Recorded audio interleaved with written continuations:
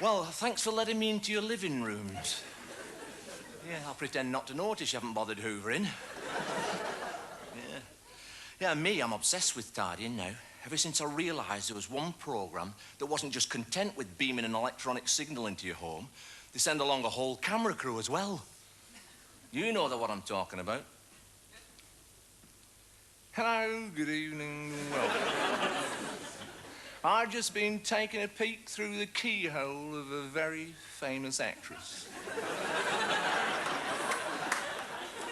But enough of my personal habits. Because it's time for another programme in which we do our damnedest to appeal to the envy of the man in the street. And so, all you poor, unfortunate, first-time buyers, drool as our style expert shows you just what kind of palatial home you could live in if you weren't so firmly shackled to your own mundane existence. And so, over to you, Lloyd. Thank you, David. Wow.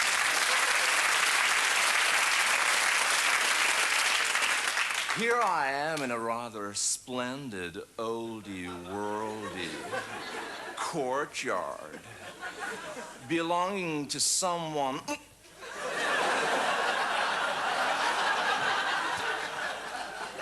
with an affection for horses, I see. But now I'm just about to crawl through the keyhole. And we can see by the period furniture that the occupant must be a connoisseur in the antiques world. Oops.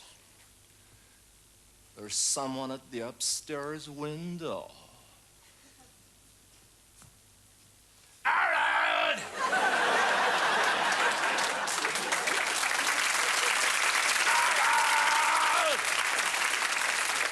There's some nosy bleeder sniffing around the yard.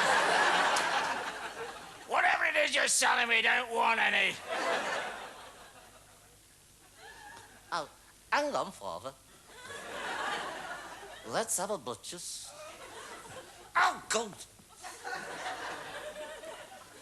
It is an American gentleman from through the keyhole. We is gonna be on telly. Fine at last. Now here's my one chance to escape from the youth and your disgusting little habits.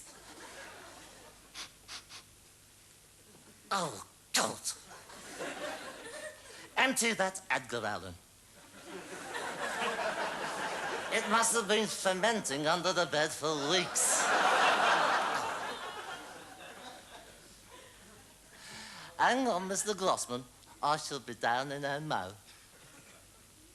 Nah. Do this, do that. Empty the Edgar Allan.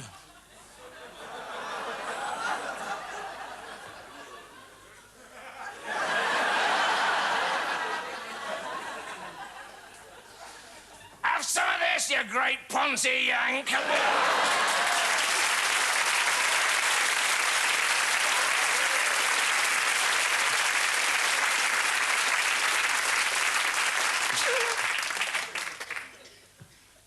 Always be wary of people at the door. It used to be gypsies selling pegs. Yeah. Now it's Mormons selling religion. Still, I'm always polite when I pass one. Good Mormon. Yeah. Double glazing salesmen are top of the pest list. What with their heavy pressure sales technique all the time. Right, Mrs. Pensioner. Now, here's an offer you can't refuse. Now, can you, eh? Can you? Can you, eh? Can you, eh?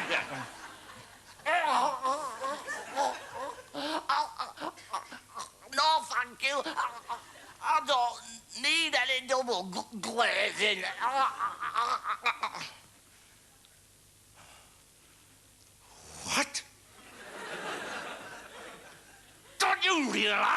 I'm knocking off half my commission for you? Eh? You ungrateful old slag? I've already got double glazing. What?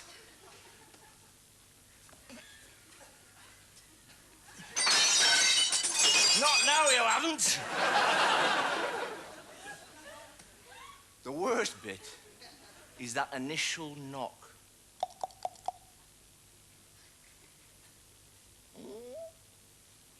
Yeah? Hello. Remember me? I used to be your SDP Liberal Alliance.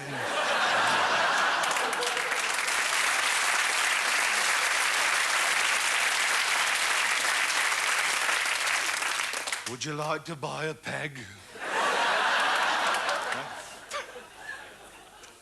I shouldn't really.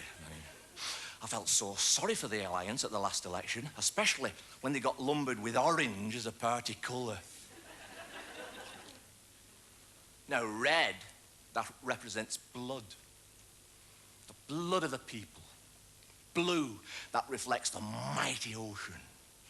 Red blood, blue ocean, orange squash.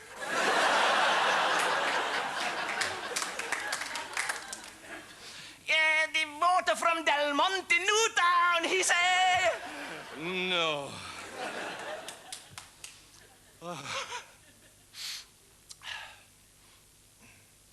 The Green Party,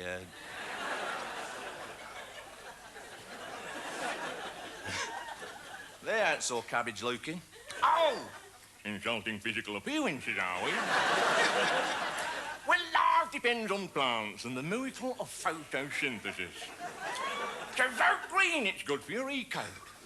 And blessing are the meek, for only they had the bottle to drive a Sinclair C5. Yes, vote green, plant a shrub, and don't get stung by the sidewell bee.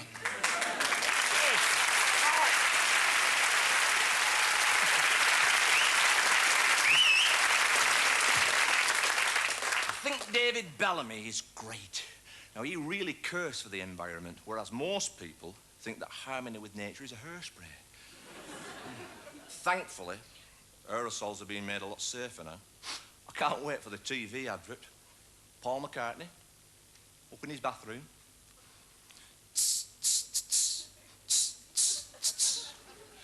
I'm fixing a hole in the ozone layer to stop mankind from smoldering. Oh, hello. Yeah. New ozone fix with that great smell of mold. Yeah, yeah. I can say ozone layer depends on it.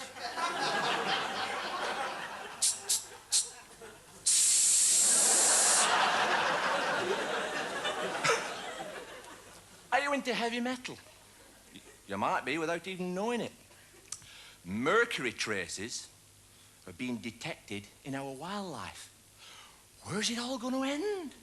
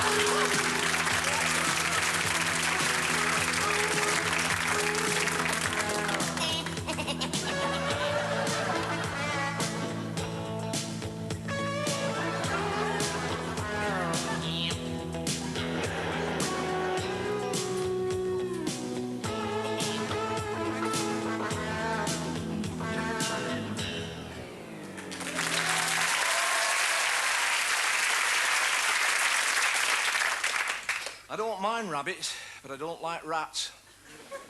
They're dirty, aren't they? They must be. You've heard it said in gangster films. You dirty rat. You dirty, dirty rat. Still, I don't suppose it would have worked with. You dirty aardvark. Or, you dirty bush baby, you. Poor old animals. Yeah, they've always had such bad press in movies. Yeah, you dirty no good rattlesnake, son of a one-legged jackrabbit, double-crossing coyote, yeah! And what about leeches? Leeches. Get them off of me, get them off of me. I can't stand leeches. Dirty little beggars, get them off. Hold on, Charlie. I'll get them off for you. No, don't pull them off, miss. You'll leave the heads in. Get some salt, some salt. Now, you have the nice big juicy one, miss. Now.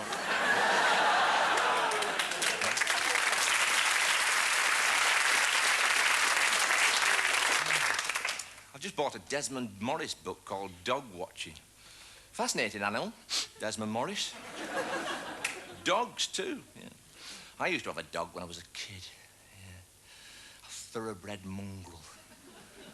Yeah, he was a sort of a cross between a Labrador and an Airedale, with a touch of Alsatian and just a hint of Shetland pony.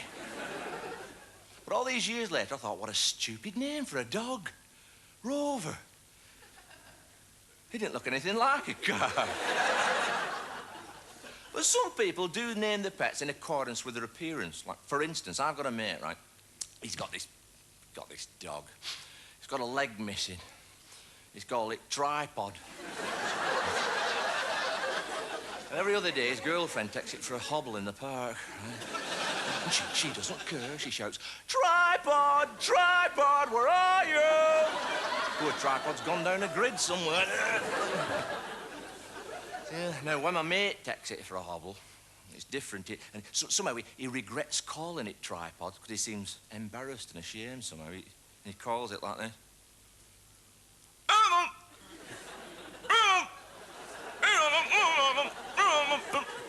The dog's going mental.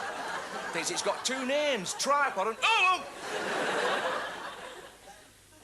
Still, he called it what it looked like.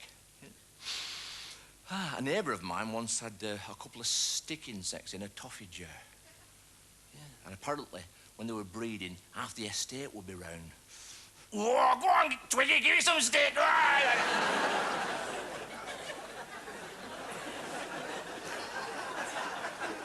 I've got a cat called Kipper. Doesn't look like a smoked herring.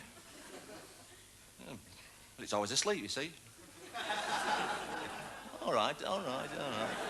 Have a moan. But I called it what it looked like, that's the point. Yeah. Many years ago, I had a pet tortoise.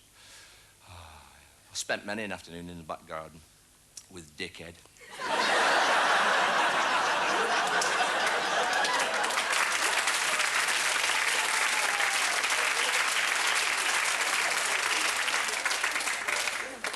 Hey, Dickhead!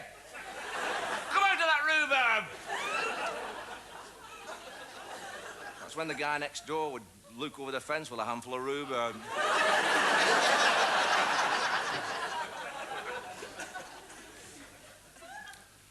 Yeah, I think it was the British who said that dog is man's best friend. But I have to come to the conclusion that man is dog's best friend. Unless the man's from Korea. In England, dogs can sleep in a basket. In Korea, they served him one. Yeah. Just suppose British and Korean eating habits were reversed. What a revolting thought. Ugh. Imagine a British housewife out shopping, right? Good morning, Matthews. Oh, good morning, Mrs. Macready. What can I do for you? Give me a couple of chihuahuas. My husband likes a snack when he's on nights. Right you are, culture hours coming up. And I suppose with Christmas being just around the corner, you'll be wanting to order your St. Bernard. They're beautiful. Yeah, put me down for a 275-pounder. And how's about a nice, juicy sausage dog? How much is that one in the window? Oh, you means the one with the waggly tail? No, the one hanging up by the ghoulies.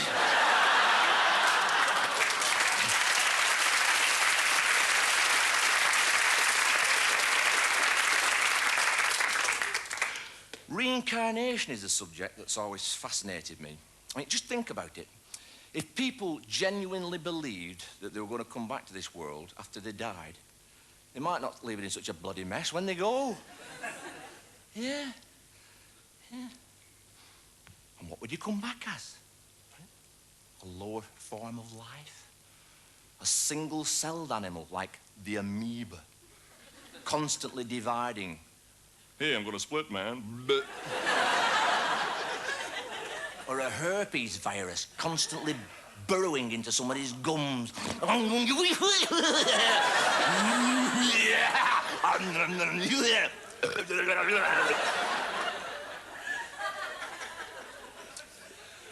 Or even the lowest form of life known to man. One of those slimy, horrible parasite things, estate agents. Still, whether you've been born again or not, destiny still leads you into various occupations. You know, I've often wondered just what jobs some famous people would have if circumstances had been different.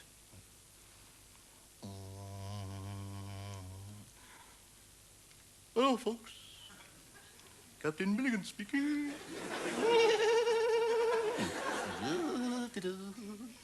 We're now flying at 27,000 feet. Not bad for a Channel ferry. Relax, folks. We are now entering Soviet military airspace. Oh, look, a MiG. Hello, MiG. What? We've been hit. The fuselage is on fire. Folks, you may now smoke.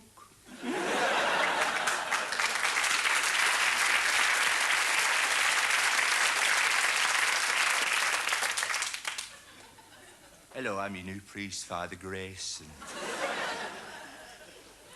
Hey ho, what a prey day. Well, may I say, oh, what a lovely flock. Just look at the muck in this pulpit. And shut that vestry door. Well, I can't wait to hear confessions. It's almost like being an agony aunt.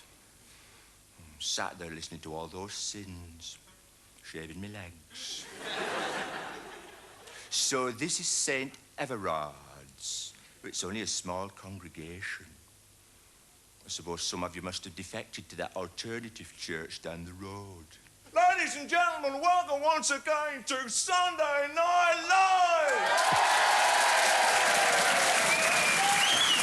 Come on. Well, if during tonight's sermon, Father Elton here should fluff a line, heaven forbid, ladies and gentlemen, do not blame me. It is not my fault. It is Mrs. Thatch. It's her fault. Sitting at home in her drawing room, sticking pins into my effigy. Damn you, Thatch!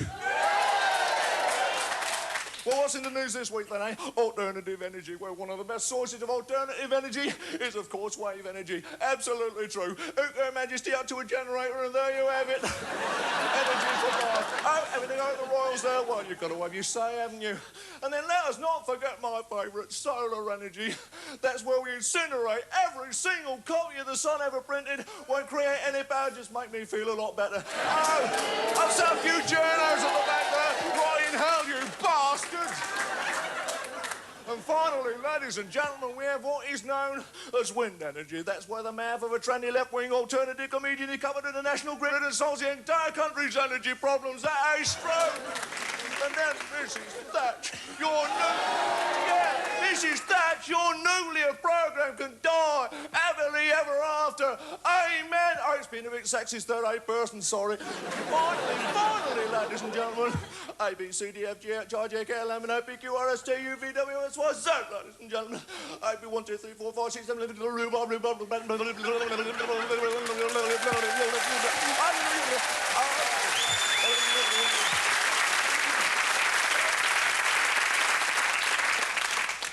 Well, on the subject of nuclear energy, I suppose you know what the initials BNF stand for. British Nuclear Fuels. Or in Chernobyl, Big Nuclear Foul-Up. Mind you, over here, they'll have you believe it means be nice and friendly. Still, you've got to hand it to them. They've spent millions and millions of pounds on cleaning up their image. Have you seen that advert where that huge hand builds that day visitor centre and then it sort of plumps that woman down?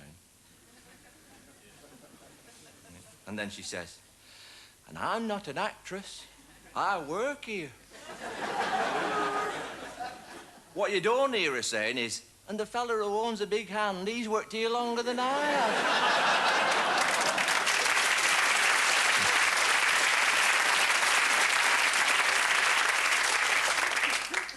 Cumbria is a place close to my heart. I was up there only like 15 years ago now. And, I don't know whether you're familiar with Cumbria or not. It's that place that sticks out over Lancashire like that. And it's sort of radioactive at the end. You know. I was working in this little coastal village, a place called Excremont. And I was...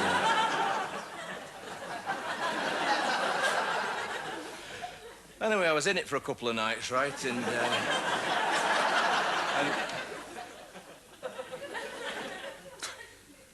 I was working at the Working Men's Club. It was empty. Still, I went well down with a committee. And how you do? Yeah. And the concert set came up to me after the show and he said, "Here, Phil, do you realise this little club here in the middle of nowhere? It's the headquarters of the world's gurning championships. And people come from all over the globe just to pull faces here in this club. And you'd lick the lot of them with that mush. I want you to enter the gurning contest next Wednesday and I'll back all my money on you. Win a fortune. And you'll get as many Chewits adverts as you want." Well, I was a bit skint. I said, "Right, you're on. Put it there, pal. Right, next Wednesday, gurning contest. I'll be there. You'll see. I'll win." He said, "Great. Right, Phil, you've agreed to do it, but what I'll have to do is phone you up the night before, Tuesday, about 6 o'clock tea time. I'll give you all the details over the phone. You tell me exactly what you're going to do, and I'll categorise you in the little leaflet." So it gets to 5:30 Tuesday night. I'm thinking, I've left it a bit late. What the hell am I going to do in this gurning contest? This guy's going to phone up at 6 o'clock. Now, what the hell am I going to tell him I'm going to do? Because it's not as simple as pulling faces anymore. Every permutation of gurning has been done. I mean, most gurners have just whipped the false teeth out and wrapped the bottom lip over their head.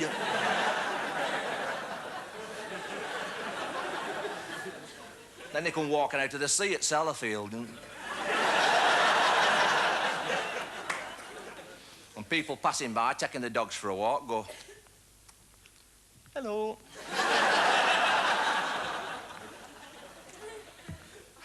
One gurner is a bit of a hermit, lives up in the mountains.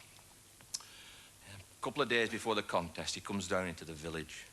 He stands in the village square, and all the guys come out the pub and stand round with the pint pots. And they watch him as he starts limbering up for the contest. And he dislocates an eye.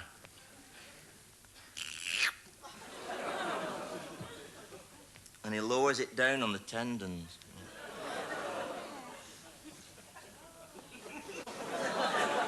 Very carefully and slowly, because the delicate things are eyes.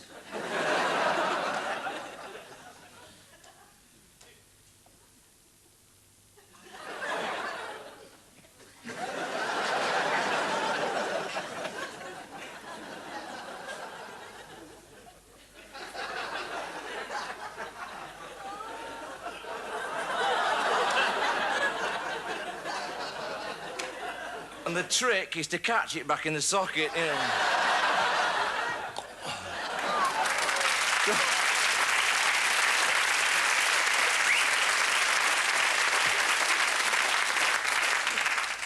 thought, what the hell am I going to do to beat this fella? Going to have to be good. Look at my watch. 10 to 6. This guy's going to phone up at 6 o'clock now. What the hell am I going to tell him I'm going to do? Oh, and it came to me. I thought, I know. I'll do a song. Nobody's ever done a song before. So here it is. The Gurning Song.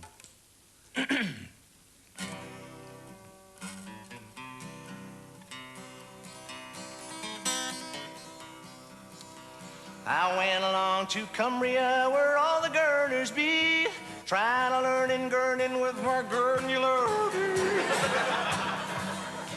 I climbed up a mountain on a wild and windy day, and I met a fur young Gurning girl in a Gurning chalet. She taught me to Gurnulardy, Gurnulardy. She taught me to Gurnulardy.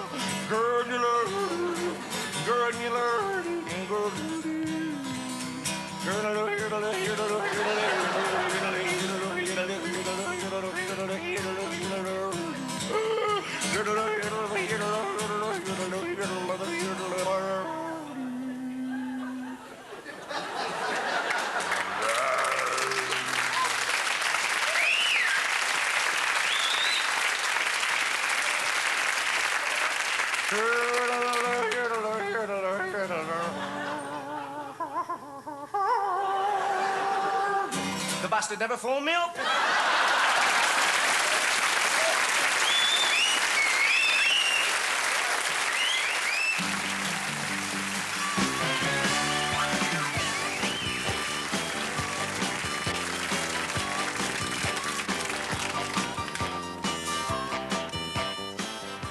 Another lineup of cool characters next week at the same time.